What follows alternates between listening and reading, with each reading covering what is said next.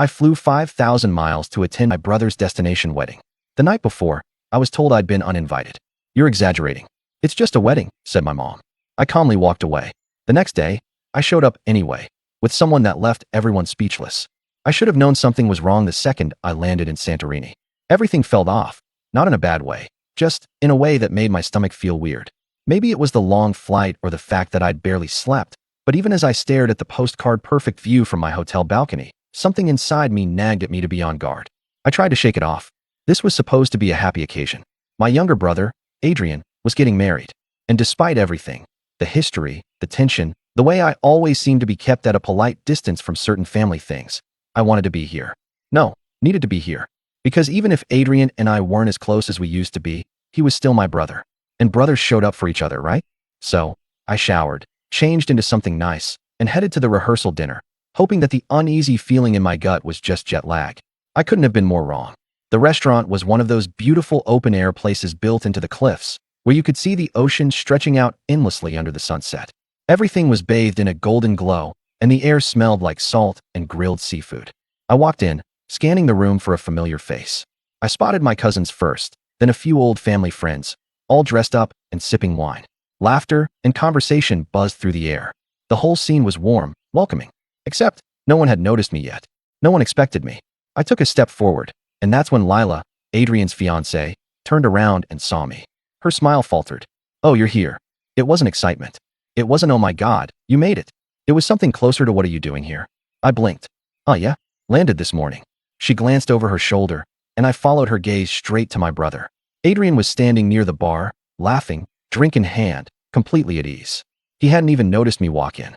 But the moment Lila leaned in and whispered something to him, his expression changed. He turned, eyes locking onto mine, and for a split second, he looked surprised. Not happy, not excited, just surprised. Then his face smoothed over, and he walked toward me. Hey, he said, his tone careful. Didn't know you were coming this early. What? That didn't even make sense. I told you my flight details weeks ago. He nodded like he was thinking, then gave a small, stiff smile. Right? Yeah. Sorry, it's been a crazy week. Something was wrong. The uneasiness from earlier came creeping back, and I couldn't shake it. I looked past him at the long, beautifully set dining table. Every seat had a name card. Mine wasn't there. Adrian followed my gaze, then rubbed the back of his neck. Hey, listen, can we talk for a second? I was about to answer when I felt a hand on my arm. My mother. She was suddenly right there, standing beside me, her expression soft but unreadable.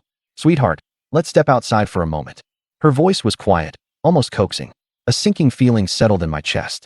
Without waiting for an answer, she led me through a side door onto the terrace, away from the noise, away from everyone. The second we were alone, she let out a small breath, like this was hard for her. Sweetheart, she started again. Mom, what's going on? I asked, my voice a little sharper than I intended. She reached for my hand, but I pulled away. She sighed. I need you to be reasonable about this. About what? Another sigh. Then, finally, you should fly home tomorrow morning. I actually laughed. A small, shocked, disbelieving laugh. Excuse me. Her face was calm, like she was breaking something to me gently, like she was doing me a favor. There's been a change of plans, she said carefully. Adrian and Lila have decided. Well, we have decided that it would be best if you weren't at the wedding. The world tilted. I felt my heart thump hard against my ribs. What the HLL are you talking about? It's complicated. No, it's really not. My voice was rising now. I flew 5,000 miles for this. I took time off work. I spent thousands to be here. And now you're telling me I'm not invited? My mother's lips pressed into a thin line. You're exaggerating. It's just a wedding. I stared at her, my ears ringing. Just a wedding. Just a wedding. For years, I had bent over backward to be a part of this family. I had let things go. I had let them push me aside, time and time again, telling myself it wasn't worth the fight. But this was different. I inhaled deeply, forcing my voice to stay calm. Fine, I said. I'll leave. My mother's shoulders relaxed slightly, like she thought she'd won. Then I took a step closer. But just so we're clear, I murmured, this is the last time I let you decide where I belong. And with that, I turned and walked away. But I wasn't going anywhere. Not yet. I woke up the next morning with a plan.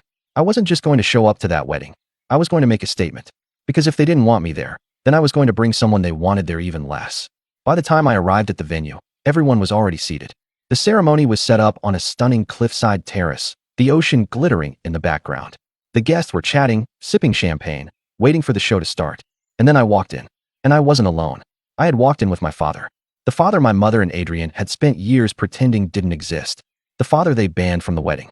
Gasps rippled through the crowd. Heads turned. Conversations stopped. My mother's face went ghost white. Adrian stood frozen at the altar, staring at us like he couldn't quite process what he was seeing. I smiled. Surprise. The silence that followed was suffocating. Every set of eyes was on me and my father as we walked down the aisle, my aisle. I wasn't the bride, wasn't the groom, wasn't even supposed to be here, according to some people. But I walked with purpose, chin up, every step deliberate. My father, on the other hand, was composed but unreadable. His salt and pepper hair was neatly combed back, his tailored navy suit fitting like it had been made for this moment. He wasn't nervous. He wasn't hesitant. He was a man who had been kept at a distance from his own son's life for over a decade, and now, without permission, he had shown up. Because I had asked him to. Whispers broke out in the crowd like the first drops of rain before a storm. I caught Lila's parents exchanging frantic glances. Some of Adrian's friends, people I barely knew, looked at each other in confused amusement, probably wondering who the HLL we were and why we were crashing the wedding like it was some kind of movie. And then there was my mother. Her face was stiff, her lips barely moving as she whispered something to my aunt, who looked equally horrified. But it was Adrian I focused on. My brother stood frozen at the altar, eyes locked onto us. He looked as if someone had just hit pause on his entire existence. Is that, oh my God, you're kidding? The whispers spread like wildfire. A waiter, poor guy, stood nearby with a tray of champagne, looking like he was debating whether to leave or stay and watch the drama unfold. I stopped walking when I was close enough to see the veins in my brother's clenched jaw. Adrian blinked twice, but he didn't say anything. So I spoke first. Beautiful venue, I said lightly, looking around as if I were just another guest complimenting the scenery. Really stunning. No one breathed. Then my father, who had been silent until now, put his hands in his pockets and nodded. Good to see you, son. Adrian flinched. It was barely noticeable, but I saw it. Still, he didn't say a word. Lila did. She took a step forward, heels clicking against the stone floor, and placed a careful hand on Adrian's arm. What's going on? She murmured, her voice so low I barely caught it. That was when my mother decided to step in. She pushed through the seated guests like she was gliding over a battlefield, her expression eerily calm, but her eyes burning with barely concealed rage. You need to leave, she said, her voice clipped. She wasn't looking at me. She was looking directly at my father. I tilted my head. That's funny. I seem to remember you saying the same exact thing to me last night. The guests were no longer pretending not to listen. Even the officiant, an older Greek man in a white robe, seemed to be watching with mild interest. My mother inhaled sharply, nostrils flaring. This is neither the time nor the place for one of your tantrums. I laughed. Actually laughed. Tantrum. I echoed. That's interesting. Because last I checked, you were the one who decided, less than 12 hours ago, that I wasn't welcome anymore. Lila's grip on Adrian's arm tightened. Adrian, to his credit, finally moved. He stepped forward, lowering his voice as if that would somehow erase the fact that an entire wedding had just ground to a halt because of us. Why would you bring him here? He asked, his voice quiet but sharp. I shrugged. Why would you uninvite me?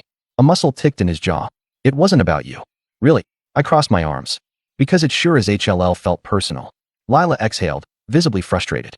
Look, I don't know what's happening right now, but can we please? I'll tell you what's happening. I cut in smoothly. Your husband-to-be and my mother decided, without telling me, that I wasn't important enough to be here. Somewhere behind me, an old family friend let out a scene-dollized little gasp. I ignored it. Adrian's jaw clenched. It wasn't like that. I arched an eyebrow. Oh, then tell me how it was, Adrian. Tell me what reason you had for flying me across the world, then pulling the rug out from under me at the last second. His mouth opened, then closed. And that silence? That told me everything I needed to know. I turned to my mother, who had her arms folded so tightly across her chest it looked like she was holding herself together. Was it your idea? I asked. Or did you just conveniently agree with them? Her lips pursed. You're being ridiculous. Am I? I gestured around at the stunned guests, at the fact that this entire ceremony was now a spectacle because of them, not me. Because from where I'm standing, I'm not the one who made this messy. She took a slow breath through her nose, her gaze cutting. If you had just listened to me last night, then you wouldn't be embarrassed right now? I finished for her. A flicker of something passed over her face, but it was gone too fast for me to place. I turned back to Adrian, whose fists were clenched at his sides.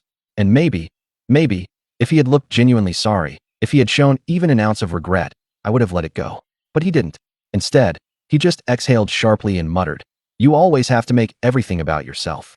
The words were quiet, almost an afterthought, but they sliced through me sharper than anything else he could have said. I felt my father shift beside me, and for the first time in years, I saw the way his posture changed. the slight movement of his shoulders, the set of his jaw, like he was remembering the man he used to be before my mother had erased him. Adrian must have noticed, because he took a small step back. My father didn't move forward, didn't lash out. He just looked at him. Then, after a long pause, he simply said, "I didn't come here to fight." And even though he was looking at Adrian, I knew who those words were really for. It was a message, a reminder, that I hadn't come here to fight, either. But I would if I had to. The silence stretched. I glanced at my mother, then Adrian, then Lila, and slowly I smiled. "I'm not leaving," I said simply. "So let's get this over with." And then I walked straight to an empty seat in the front row, sat down, crossed my legs, and waited for the wedding to start. Let them figure out what to do next. The weight of my words settled over the venue like a thick fog. No one knew what to do. No one knew what to say. I sat in that front row chair, crossed my legs, folded my hands neatly in my lap, and waited. Adrian still looked like he had swallowed broken glass. My mother was frozen, torn between rage and damage control. And Lila, poor Lila, was looking between us like she had just realized she had married into a family of lunatics. And, well, maybe she had. I didn't care, because I wasn't leaving. I had spent my whole life accommodating this family, shrinking myself down so I wouldn't be too much, biting my tongue so I wouldn't upset the delicate balance of my mother's perfect little world. Not today, not after what they pulled. Lila's father cleared his throat, trying to break the suffocating silence. "Perhaps we should all..." "No," my mother snapped, cutting him off. Then, with a forced smile, she turned to me. "Sweetheart, you're making a scene." I tilted my head. Am I? Because I wasn't the one who stopped the wedding. Adrian ran a hand down his face, took a deep breath, and finally, turned fully toward me. "Okay," he said, voice clipped, barely controlled. "You're here. You made your point. Can we just get through this now?" His words were calculated, not apologetic. Not "I'm sorry I hurt you." Not "I shouldn't have let this happen." Just a grudging "fine, you win." I could have let it go. I could have. But something in me, some deep, long-buried resentment, some forgotten part of myself that had been screaming for years, decided that wasn't enough. Not today. So I smiled. "Sure," I said sweetly. "But I have one question first." Adrian exhaled through his nose. "What?" I leaned forward slightly. "Why?" He frowned. "What do you mean?" I gestured loosely around us. "Why did you do it, Adrian? Why invite me? Let me spend thousands of dollars. Let me fly across the world just to uninvite me at the last second?" His jaw tensed, but he didn't answer. Lila looked deeply uncomfortable now, glancing between us like she was hoping someone would step in and put a stop to this. My mother looked furious that I wasn't letting it go. No one said a word. And that silence? It told me everything. Adrian didn't have an answer. Or rather, he had one. He just didn't want to say it out loud. Because then he'd have to admit that I had never really mattered. That I had been invited because it was expected. That I had been uninvited because when it came down to it, I wasn't worth the inconvenience. I let that truth settle in my chest. And then, slowly, I nodded. "Got it," I murmured. Adrian shifted uncomfortably. Lila cleared her throat. "I think we should." But before she could finish, my father, who had been silent this entire time, finally spoke. "You don't have to be afraid of me, Adrian." The entire atmosphere changed. Adrian stiffened. His eyes darted toward my father like he had forgotten he was there. And in that moment, I saw it. The look in my brother's eyes wasn't just annoyance. It wasn't anger. It was fear. And suddenly, everything made sense. My father had never been obsessive, never dangerous, never cruel. But my mother? She had spent years painting him as a monster, a liar, a bad man.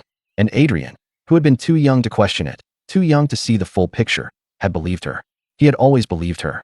I saw the flicker of doubt in his expression now, the cracks in the foundation of everything he had been told.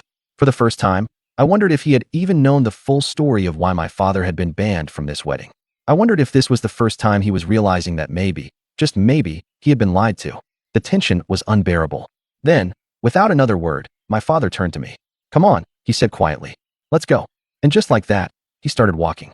No fight, no drama, just a choice. A choice that was now mine to make. I didn't move. I just sat there, staring at my brother, waiting. "Say something," I thought. "Prove me wrong." Adrian said nothing. My mother, who had always been so good at manipulating situations in her favor, stayed silent too. Because she knew. She knew. She had won. And worse. So did I?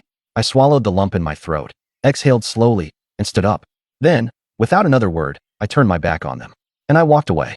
I walked slowly, deliberately, feeling every pair of eyes on my back. The murmurs started again, whispers threading through the guests like a rising tide. I kept my head up. I didn't rush. I didn't look back. I wouldn't give them that satisfaction. But my chest was tight, my throat burning with something I refused to name. Then I heard it. A chair scraping against stone. A sharp intake of breath. And then, wait.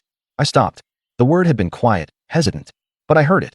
I turned my head slightly, just enough to see Adrian standing there, fists still clenched at his sides, jaw tight. His face was unreadable, but his eyes, those damn eyes, were conflicted in a way I had never seen before. Our mother was staring at him like he had just pulled out a gun in the middle of the ceremony. "What are you doing?" she hissed under her breath. Adrian didn't answer her. His gaze was locked on mine. For a moment, neither of us spoke. Then, finally, I broke the silence. "Something to say?" My voice was steady, but my heart was hammering. Adrian hesitated. Then, through gritted teeth, he muttered, "You don't have to go." It wasn't much. It wasn't an apology. It wasn't an admission of guilt. But it was something. A crack in the wall. A hesitation in the certainty that had been drilled into him for years. My mother's face twisted. "Adrian, enough." "No," he snapped, cutting her off. The tension in the air shifted. For the first time, my mother looked genuinely caught off guard. Adrian wasn't the rebellious one. He never had been. He had always followed the rules, played his part, done what was expected.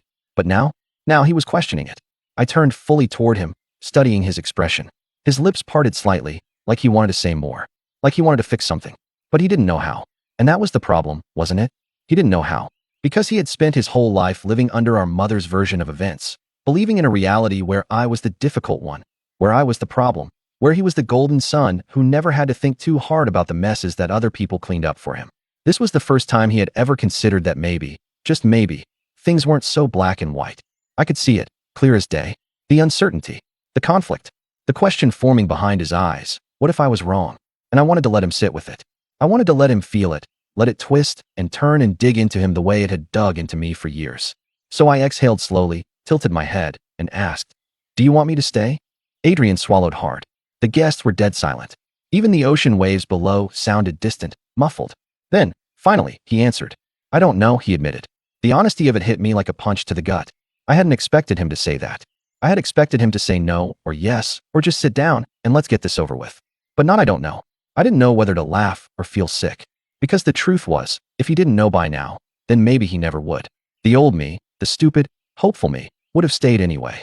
Would have given him time, made excuses for him, waited for him to figure it out. But I wasn't that person anymore. I was done waiting. So I held his gaze, took one last breath, and turned around. This time, I didn't stop. I walked out of that wedding, past the stunned faces, past my mother's barely concealed rage, past the world I had spent my whole life trying to belong to, and I kept walking.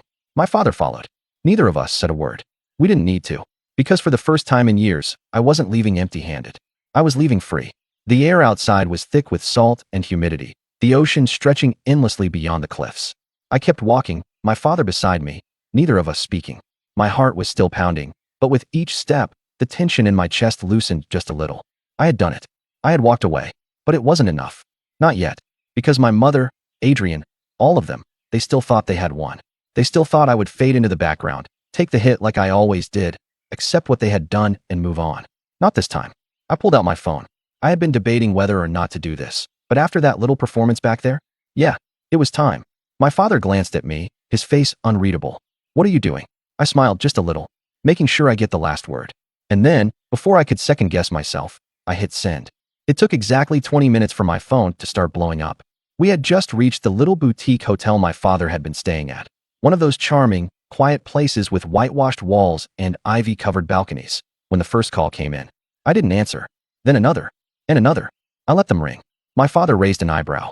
"I take it your plan worked?" I grinned. "Oh yeah." Because while my family had been busy orchestrating my exclusion, they had forgotten one thing. I still had receipts. I had the text messages. The ones from my mother, casually informing me the night before that I was no longer welcome. The ones from Adrian, saying it wasn't personal, that I just needed to understand. And I had sent them. To everyone. Not just to Lila. Not just to Adrian's in-laws. But to our extended family. To the aunts and uncles who had always been kept at arm's length from the real drama. To the cousins who had only ever heard my mother's version of events. To every single person who had sat at that wedding, witnessing the spectacle without fully understanding why I had walked in with our father. I had sent it all. With a simple caption, "Since I'm apparently exaggerating, here's what really happened." And now the damage was done. I glanced at my phone screen. 12 missed calls from Mom. 5 from Adrian. Even Lila had called twice. It was delicious. I tossed my phone onto the hotel bed and stretched my arms behind my head. "So," I said casually, "who do you think will cave first?" My father chuckled, shaking his head. "If I had to bet, Lila." And sure enough, ding. A text. From Lila. I smirked and opened it. "Lila, I don't know what to say. I had no idea. I'm so sorry. Then another one. Lila, can we talk? Please. I exhaled slowly, my amusement dimming just a little. Because here's the thing, I didn't hate Lila. She had never been cruel to me. Never gone out of her way to make me feel small. She had just been complicit.